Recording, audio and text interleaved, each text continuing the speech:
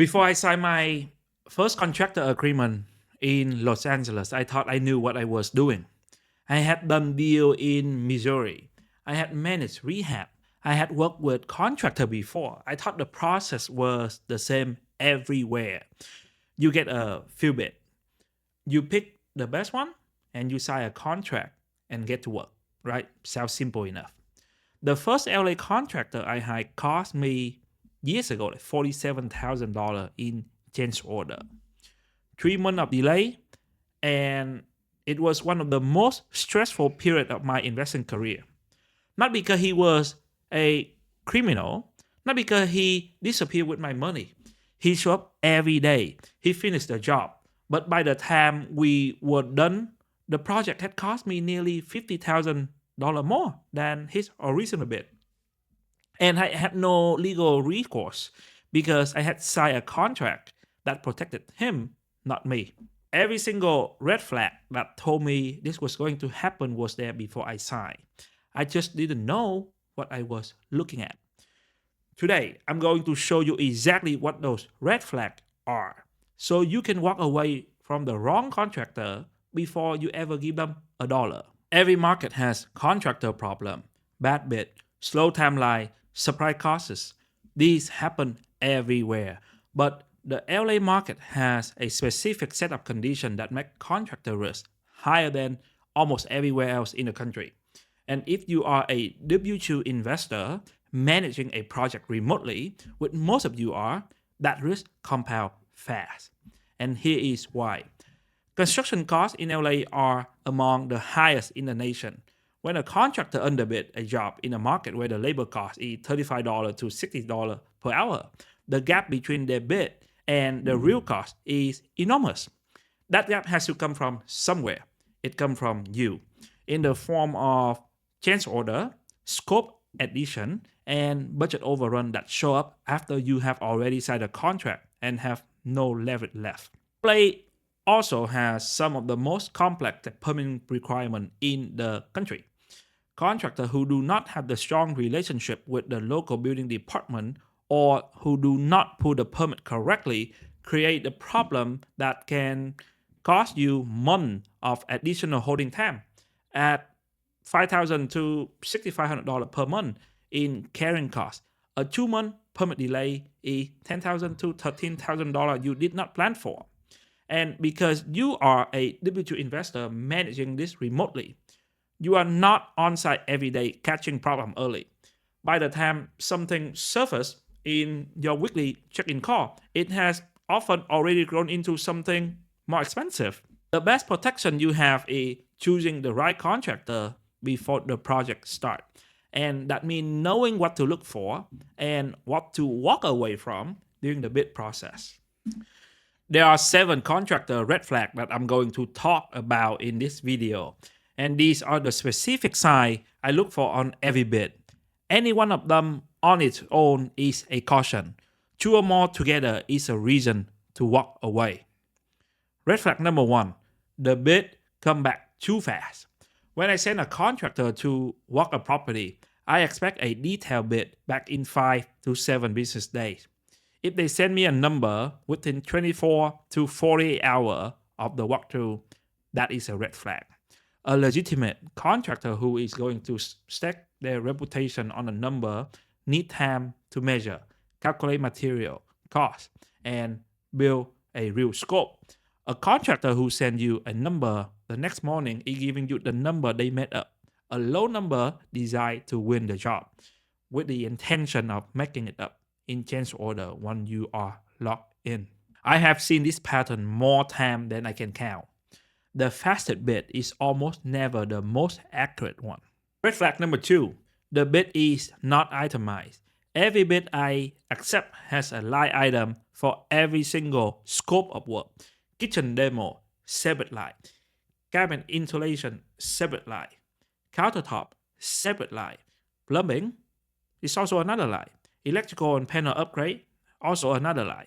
If a contractor hand me a bid that say full kitchen renovation, $45,000 with no breakdown underneath, I hand it back and ask for a line item version.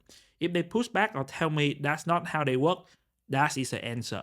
walk away. An itemized bid does two things. It tells me whether the contractor actually understands the scope of work, and it gives me a legal reference point if they try to change me for something they said it was already included. A lump sum bid gives you neither of those things. Red flag number 3, they ask for more than 10% upfront. In California, contractors are legally limited to requesting a deposit of 10% of the contract price or $1,000, whichever is less, before work begins on a home improvement project. If a contractor asks you for 30%, 40%, or 50% upfront, they are either unaware of California law, would tell you something, or they are aware of it and are testing whether you know it, would tell you more. I structure my payment in milestone. A small deposit to mobilize, payment when framing is complete, payment when rough mechanical is done and inspected, payment at drywall, final payment at punch list completion. Every payment is tied to a completed and verified milestone, not to a date on the calendar. Contractor who refuse milestone payment structure and insist on large upfront payment is a contractor who is managing their cash flow with your money. That is not the partner, that is the liability. Red flag number 4, they cannot provide references from similar project. I asked every contractor for 3 references from project comparable in size and scope to mine, completed within the last 18 months in the same general market area, and I actually called them. Not email, I call, and I ask specific question. Did the project finish within the original timeline? Did the final cost match the original bid? Were there change order? And if so, were they justified? Would you hire this contractor again without hesitation? That last question is the most important one. People are polite. They will say nice thing. But when you ask someone if they could hire a contractor again without hesitation, the pause before they answer tell you everything. If a contractor cannot provide 3 references, or if the references they provide are for a project significantly smaller or different from yours, that is a red flag. Red flag number 5, vague answer about permit. I asked every contractor directly, which element of this scope require permit, who put them, and what is your experience with the local building department. A contractor who knows what they are doing will answer this question specifically and confidently. They will tell you exactly which trade require permit in your jurisdiction, how long the permit process typically takes, and who's on the team manage the inspection schedule. A contractor who gives you vague answer, we will handle the permit. Permits are usually pretty fast. We've never had a problem. With our specific is a contractor who either does not put a permit consistently or does not understand the permit requirement for your scope of work. In LA, unpermitted work is not just a legal problem. It is a sales problem. When you go to sell the property, unpermitted work must be disclosed. It gives buyer negotiation leverage and can kill deal in escrow. I have seen flip lose $80,000 to $120,000 in negotiated price reduction because of unpermitted work the previous contractor did. Pull the permit every time. Red flag number 6, they pressure you to decide quickly. I have another job starting next week and I can only hold this price for 48 hours. You probably hear that somewhere, right? My crew is available now, but if you don't sign by Friday, I can't guarantee the timeline. Does it sound familiar? Another investor is interested in using me for a project in the same area. If you want my team, you need to commit now. A contractor who is good at the job and has a reputation worth protecting does not need to pressure you into a decision. They have more work than they need. They are comfortable with you taking the time to compare bid and check references because they know their number and their track record will hold up. Pressure to decide fast is almost always a signal that something in their bid or their background will not survive a closer look. The urgency is designed to prevent you from doing the due diligence that would cost them the job. Take your time, every time. Red flag number 7. Your gut say no, but the numbers say yes. This one is not on any checklist, but after 10 years of hiring and firing contractor in multiple markets, I have learned that the feeling you get during a walkthrough is data.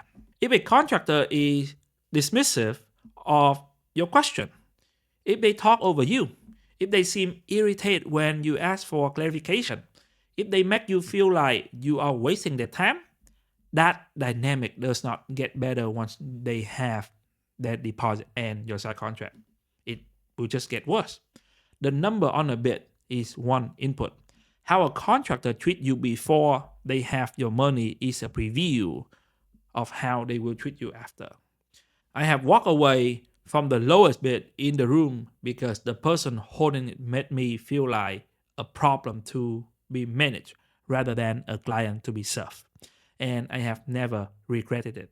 What a good bid process look like. Now that you know what to walk away from, here is what the right process look like. Before I walk any property with a contractor, I build my own scope of work, room by room, trade by trade, line item by line item. I do not hand the contractor a blank property and ask them what it needs. I hand them my scope and ask them to price it. This does one important thing. It gives every contractor I'm evaluating the exact same instruction, which means their bids are actually comparable. When you let each contractor define their own scope, you end up with bids that are measuring different things, and comparing them are basically meaningless. I get a minimum of 2 bids, ideally 3. I review every line item against my own cost knowledge of the LA market. Any line that is significantly below my expectation get a question, not because I want to pay more, but because a number that is too low usually means it is not included in the scope, or it will become a change order later. The bid I accept is rarely the lowest. It is the one from the contractor who understood the scope completely, priced it honestly, answered my question directly, and gave me references I could actually verify. That contractor costs more upfront. They almost always cost less by the time the project is done. Here's what I want you to understand. Everything I just walked you through, the red flag, the bid process, the reference question, this is learnable. You can take this framework into your next contractor walkthrough, and you will be significantly better protected than most investors who walk the same property. But reading a bid is different from knowing whether the number in that bid are right. When a contractor quote you $18,000 for a kitchen remodel in Highland Park versus $31,000 for the same kitchen in Brentwood, do you know whether those numbers make sense? When a plumber quote you $14,000 for a full repipe on a 1,400 square foot house, do you know if that is fair, padded, or dangerously slow? That knowledge comes from having reviewed hundreds of bids in the same market. If you have a contractor bid in front of you right now, and you want someone with 10 years of LA market experience to review it line by line, that is one of the specific services I offer. I will tell you what look right, what look padded, what is missing from the scope, and what question to bring back to your contractor before you sign. Link in the description. So the key takeaway, the 7 red flags are: the bid come back too fast. The bid is not itemized. They ask for more than 10% upfront. They cannot provide comparable references. They give you vague answer about permit. They pressure you to decide quickly, and your gut say no. Any of those two together, walk away. The right contractor is out there. The wrong one will cost you more than the deal is worth. In the next video, I'm going to show you how to structure a contractor agreement that protect you. The specific clause that most investors never include and that cost them their leverage. And the moment something goes wrong on that job site, that video is the one you want to watch before you sign anything. And build quiet, win loud, and I will see you in the next video.